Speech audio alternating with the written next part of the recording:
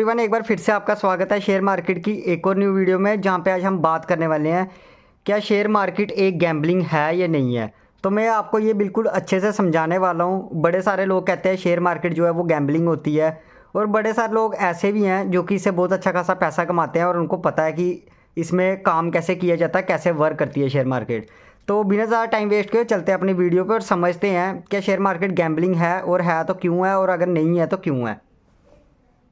तो आज मैं आपको एग्जाम्पल के साथ समझाने वाला हूँ। तो फॉर एग्जांपल मान के चलते हैं, दो बंदे हैं, एक है अर्जुन और एक है करण।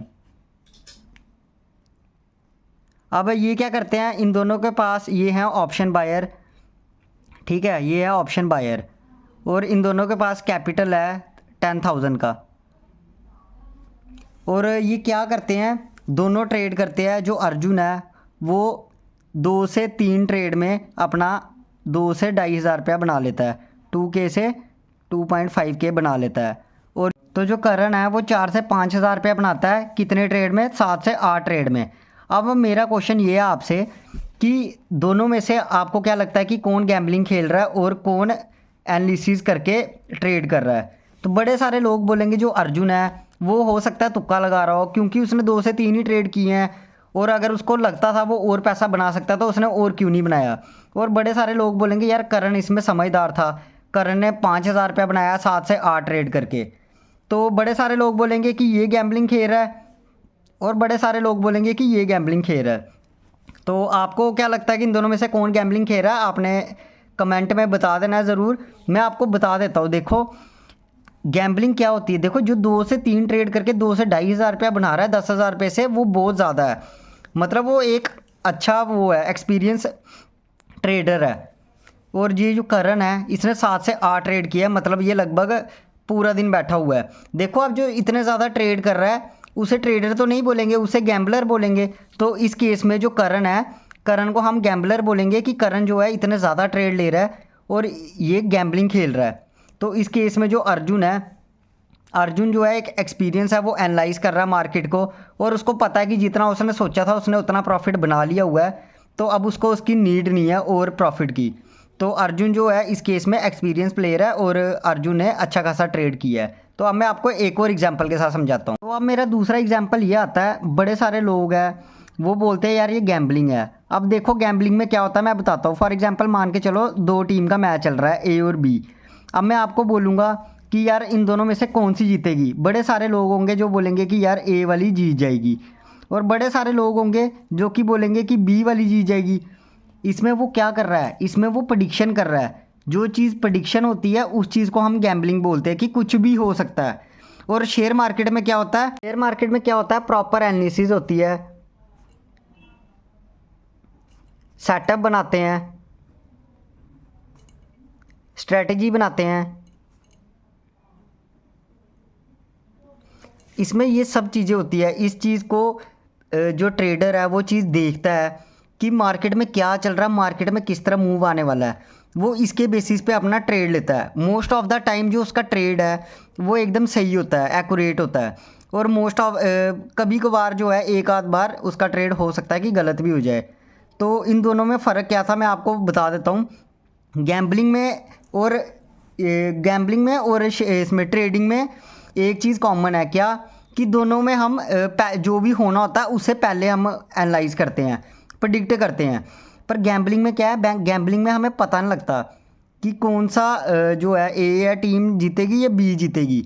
पर शेयर मार्केट में ऐसा नहीं होता है। शेयर मार्केट में हम प्रॉपर एनालाइज करते हैं, हम बोलते हैं कि अब मार्केट इस तरफ जाएगी, और गैम्बलिंग में हम बोलते हैं कि ऐसा हो सकता है। देखो दोनों में हम पहले प्रिडिक्ट कर रहे हैं, एक में है कि हमें श्योरिटी है कि मार्केट इस तरफ जाएगी, और एक में प्रिडिक्ट कर रहे हैं। मैं उम्मीद करूंगा कि आप समझ रहे होगे कि मैं क्या कहना चाह रहा हूं आपसे। और जो भी इंसान आपको बोलेगा कि यार शेयर मार्केट जो है वो एक गैम्बलिंग है, तो समझ लेना कि उस बंदे को जो है शेयर मार्केट की बिल्कुल भी नॉलेज नहीं है।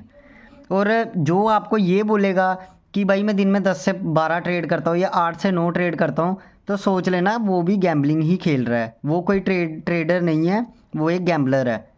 गैम्बलिंग में आपको पता है वो प्रिडिक्ट कर रहा है, अगर एक बारी हारेगा वो दूसरा ट्रेड लेगा, दूसरी बारी हारेगा तीसरा लेगा, ऐसे करते करते वो बहुत सारे ट्रेड ले लेगा और उसे पता भी लगेगा, वो देखेगा यार मैंने 5 से 7 हज़ार प्रॉफिट बना लिया, पर उसे ये नहीं पता, ये उसे बाद में पता लगेगा कि जितने उसने ट्रेड लिए हुए हैं उन सबका ट्रेड चार्ज भी कटेगा। तो ये चीज़ भी बिल्कुल ध्यान में रखनी है। और जो प्रॉपर ट्रेडर होता है एक, वो क्या करता है, वो सारा कुछ सीखता है पहले। शेयर मार्केट में क्या होता है, शेयर मार्केट को हम कैसे गैम्बलिंग बोल सकते हैं, शेयर मार्केट में तो हमें सब चीज़ें सीखनी पड़ती है, हम सब चीज़ अच्छे से सीखते हैं, एनालाइज करते हैं, अपनी स्ट्रैटेजी बनाते हैं, अगर वो वर्क करेगी तो ठीक है, नहीं करेगी हम कोई और स्ट्रैटेजी बनाएंगे, उस पर वर्क करेंगे। ऐसे करते करते एक ना एक दिन हमारी जो कोई ना कोई स्ट्रैटेजी है वो कामयाब ज़रूर हो जाएगी और हमें अच्छा खासा प्रॉफिट अर्न करवाया करेगी। तो इसलिए हम इस बेसिस पे बोल सकते हैं कि शेयर मार्केट जो है वो गैम्बलिंग नहीं है। मैंने आपको बता दिया एग्जांपल के साथ भी, करण और अर्जुन की एग्जांपल लेके। तो एक और एग्जांपल मैं आपको बता देता हूँ। अब क्या होता है, अब अर्जुन जो है, अर्जुन है BTST नहीं लेता है, BTST नहीं लेता है, और जो करण है वो कहता है कि यार नहीं मैंने BTST लेना है। करण BTST ले लेता है कि मार्केट जो है कल वो अपसाइड खुलेगी, वो 2-3 लॉट जितने भी हैं ले लेता है, ठीक है। वो बोलता है कि मार्केट अपसाइड खुलेगी, इसने BTST नहीं लिया है, इसने BTST लिया हुआ है। अब इस केस में क्या होगा कि देखो मार्केट अप खुलेगी डाउन खुलेगी वो किसी को भी नहीं पता होता, ठीक है, वो हम एनालाइज ही करते हैं। ये चीज़ एक तरीके का जुआ है कि एनालाइज करना कि मार्केट कल कैसे खुलेगी, अप खुलेगी डाउन खुलेगी। अब जैसे इसने अपसाइड के लिए ले लिया हुआ है, अगर कल मार्केट डाउन में खुल गई तो इसका कितना ज़्यादा लॉस हो जाएगा वो भी तो देखो। इसका कुछ नहीं होगा, इसने कुछ नहीं लिया हुआ है, इसका लॉस होगा ही नहीं। और ये टारगेट बना के चल रहा है कि भाई अगर इसका दिन में इतना प्रॉफिट होगा 2K से 3K तक, तो ये ट्रेड नहीं करेगा। और इसने सोचा हुआ है कि मैंने इतना जो प्रॉफिट है वो बनाना है अपना 3 से 4 ट्रेड में मैक्स टू मैक्स। और करण जो है उसने सोचा हुआ है कि भाई मैंने, ये लालची है, इसने सोचा यार मैं 5,000 से 6,000 रोज़ का कमाना चाहता हूँ और मैं 14 से 15 ट्रेड कर सकता हूँ।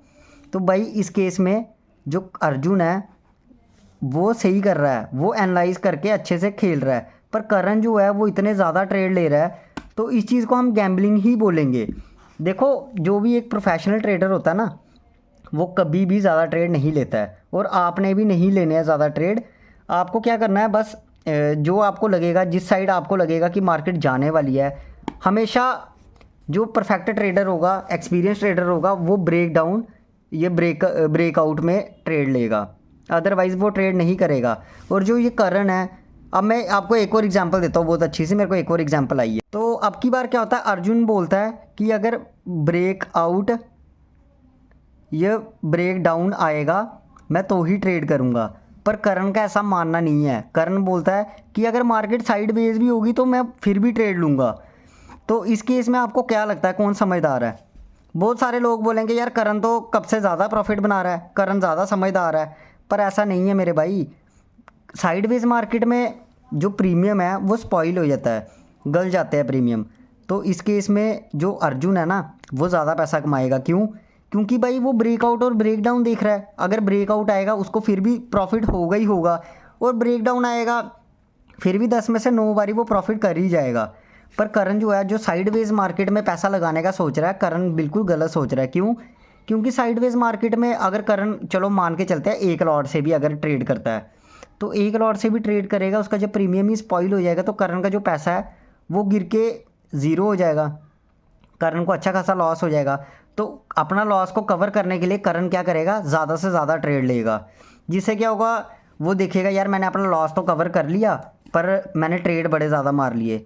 तो इनडायरेक्टली मैं यही बोलना चाहूँगा कि ट्रेड चार्जेस उसके कट के उसका लॉस ही होगा। इस केस में भी जो अर्जुन है वो एक दिमाग वाला बंदा निकला। क्यों? क्योंकि वो भाई ब्रेकआउट और ब्रेकडाउन ही देख रहा है। उसने अपने मन में ठाना हुआ है कि अगर ब्रेकआउट आएगा मैं फिर ट्रेड लूँगा और ब्रेकडाउन आएगा तो मैं नीचे साइड का ट्रेड लूँगा। पर करण जो है वो कह रहा है कि नहीं भाई मैंने इतना पैसा बनाना ही बनाना है। तो इस केस में जो करण है वो गैम्बलिंग ही खेल रहा है। इस केस में क्या, जितने भी केस हुए अभी तक सारों में करण गैम्बलिंग ही खेल रहा है। हालांकि वो भी पैसा बना रहा है पर वो एक गैम्बलिंग ही खेल रहा है। मैं उम्मीद करूंगा आपको सब चीज़ अच्छे से समझ आ गई होगी, गैम्बलिंग क्या होती है, शेयर मार्केट गैम्बलिंग है या नहीं है। तो आज की वीडियो में बस इतना ही। उम्मीद करूंगा वीडियो आपको अच्छी लगी होगी, और जाने से पहले लाइक करना मत भूलना। जो भी चैनल पर नहीं हुआ चैनल को सब्सक्राइब कर देना। फिर मिलेंगे आपसे एक और वीडियो के साथ, तब तक के लिए गुड बाय।